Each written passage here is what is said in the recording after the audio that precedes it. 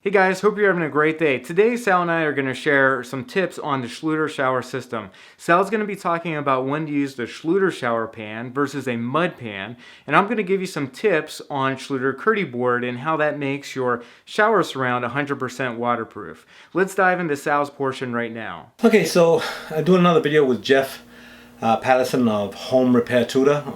We're going to talk about Schluter Shower Systems. So for my part, I'm just going to try and clarify the difference between a foam tray by Schluter or mud, when you would use a mud. Give some details and some reasons why the foam tray would be more desirable or better suited than, say, a mud, which will both work, but one has advantages over the other. So that's what I'm going to talk about. Jeff is going to talk about some other components of the Schluter system and to help clarify some information about that. So don't forget to subscribe to both my channel and Jeff's channel and leave your comments in the comment section below.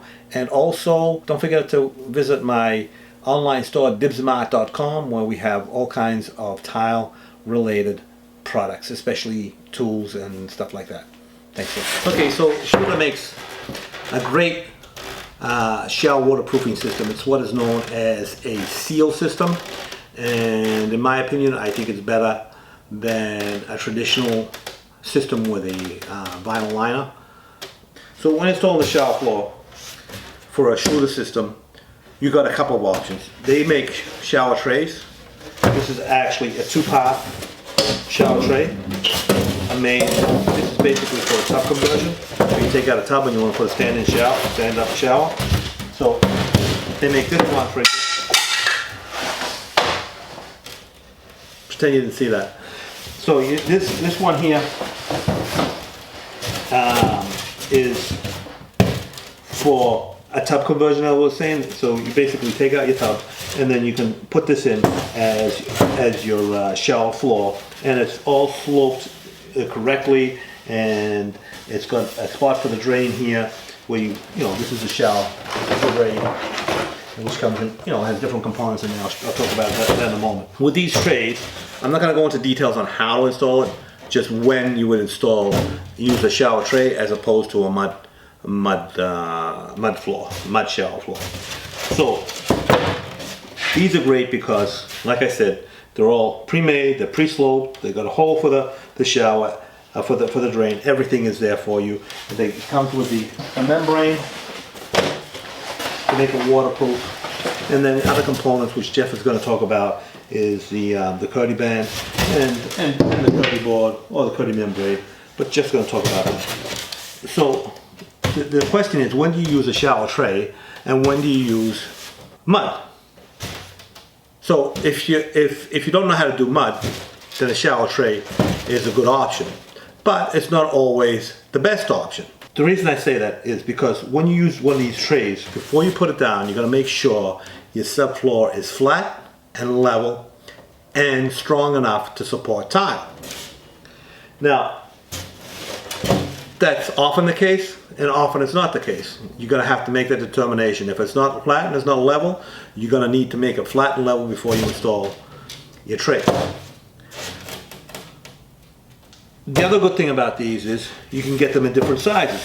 This one has like I said, it's like for a tub conversion with the drain on the side, but you can get them different sizes, square sizes, with the drain in the middle. And if you can't get the right size, you can cut them to the right size, or you can extend them. These can work in most situations, but not always. So the other option is mud, which is basically sand and Portland cement in a ratio of 4 or 5 to 1. 4 parts sand, 1 part Portland cement, mixed to a fairly dry consistency. Now, let's say your subfloor is completely out of whack. It's strong and can support tile, but it's completely out of whack. It's out of level, and it's not in good condition in the sense that you can't install your tray over it. What you can do then is install mud, which is, like I said, the other option to this here. Mud is not restricted by size, shape, or drain location. You can make the mud fit to anything. So if this doesn't work, mud is an option. There's always an option to get your shower floor done for your shower. And in conjunction with the mud or the tray, you need a shower, the drain. And this is what makes the shower, the Schluter Shower System work. It's a what they call a bonding flange, which goes inserted here in this area here on the tray. And by the way, this tray, this can be installed before or after the tray, depending on whether you got access to the plumbing from below. If you have access to the plumbing, you can connect your pipe to the drain after it's installed. You can do it that way. If you don't have access, then there's an option to install the drain before the tray goes in with these standoffs. And that, I'm not going to go into those details. I'm just really talking about when you would use a tray as opposed to mud. So these drains, come in different areas of the country. Either they're going to use ABS or they're going to use PVC.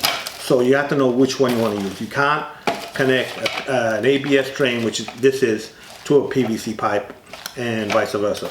So you need to get the correct drain for your type of plumbing. This, in fact, is the wrong kind of, because in my area here we use PVC, and how I ended up with an ABS drain, I don't know. I'm going to actually return this one and get a PVC one. But the drain comes complete with the bonding flange, the drain grate, and all the components you need. So what makes this system great as opposed to a vinyl liner is that everything is bonded together, and the bonding flange is called a bonding flange because when you install your waterproofing membrane, it goes over the drain and is bonded to the drain, so everything is completely watertight and there's no mechanical connections. So this is a great system. So you need, for your shower floor, you can either use foam tray, cut it to size, extend it, or make it work. The thing is, if you have to cut this is all pitched towards the drain. You can't see it on here, but it's actually all pitched so that the water will go to the drain. So that's basically the reasons why you would either use one or the other. So just going to talk about the studs in the shower, going to talk about the banding, which is a critical part of the system, and the KERDI fix. So don't forget to subscribe to my channel and to Jeff's channel. Leave your comments in the comment section below. And don't forget to check out my online store, dibsmart.com, where we sell all kinds of tile tools and tile related products. See you next time. Alright, so now you know, thanks to Sal, when you should be using a Schluter shower pan and when a mud pan is best. Now I'm going to be giving you some quick tips on how to properly install the KERDI-BOARD system that goes with the Schluter shower pan. We really like KERDI-BOARD because it's strong, it's lightweight, meaning it's easy to handle, and it's also easy to cut. You just use a utility knife.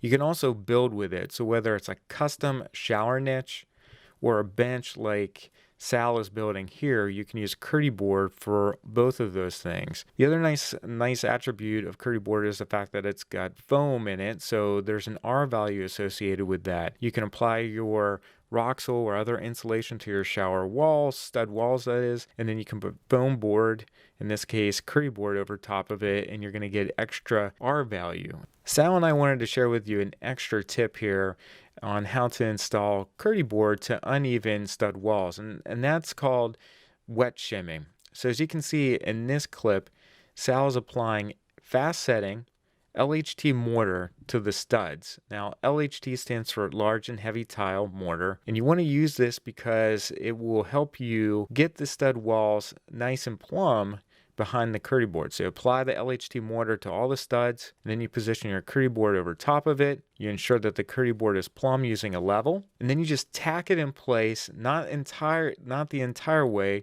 using screws. So you just want the screw to go into the KERDI board and into the stud enough to hold it in place. You don't want the screw to go the entire way into the stud wall, because that would defeat the purpose of the wet shimming. Once the LHT mortar is dry, then you can use your screws and washers to set the KERDI board per the handbook, the Schluter handbook. Another really great tip is the fact that you can use DiBlasi to bump out KERDI board for tile mosaics. So let's say your tile mosaic is a little bit thinner than the field tile. You can add a layer of DiBlasi to the Schluter KERDI board, and that will make your field tile flush with the tile mosaic. So you can also use 3/16 inch KERDI board for this. KERDI board is directly installed over the studs. You don't have to put cement board or drywall behind it.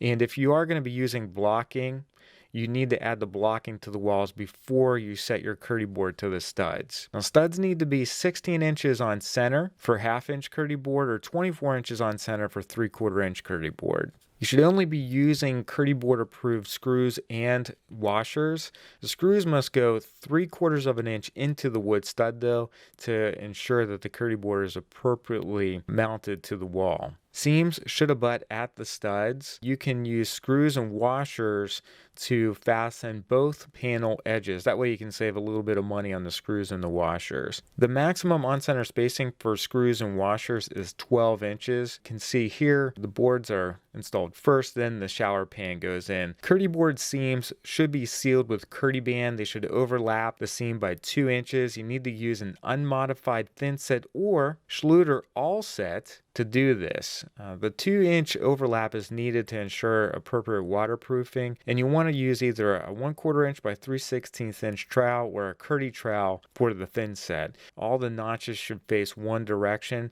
Then you can embed the KERDI-BAND using either a drywall knife or the KERDI board trowel. You want to make sure that you remove all air pockets underneath the KERDI-BAND in between the thin set, and then you want to also seal the screws and washers with KERDI-BAND as well. KERDI seal can be used for the mixing valve. I personally like this option because it just provides you with some reassurance that the mixing valve is going to be completely waterproofed, or at least that area. You can also use the PS for the shower head or your tub spout. KERDI Fix is also appropriate for this area, and sometimes KERDI Fix is a bit more convenient. As I said earlier in the video, you can make custom benches with 2-inch KERDI board like Sal is doing here. It's a really great option because you're eliminating wood and screws inside a shower, which obviously gets moist and wet, so you don't have to worry about rot or metal corroding. And the nice thing about KERDI board, if you're using it to build a custom shower niche like Steve is doing here, is you can build a niche to any size and shape, and it's going to be completely waterproof. We also like KERDI board for showers where you have to waterproof around the window. As you can see, that's what Steve is doing here. It's not ideal. You'd want to take the window out if you can, but sometimes you just can't do that, and that's where using KERDI board, KERDI-BAND, and KERDI Fix really come in handy. Lots of really great tips in today's video. Now keep in mind, if you need tools and different materials for tile setting, check out Sal's website at dibsmart.com. That is a phenomenal place to get things like T-lock and tile spacers, tile cutters, you name it. Dibsmart.com has it. Also, if you want help with remodeling a shower or maybe a complete master bathroom remodel, you should check out bathroomrepairtutor.com, because that's where Steve and I have all of our complete video tutorials, and they're phenomenal. They've helped out a ton of different people with bathroom remodeling projects, and we know it could help you out as well. So check out bathroomrepairtutor.com. That's it for today. Thanks so much for watching the video. If you've got any questions, let us know in the comments, and we'll see you in the next one. Take care.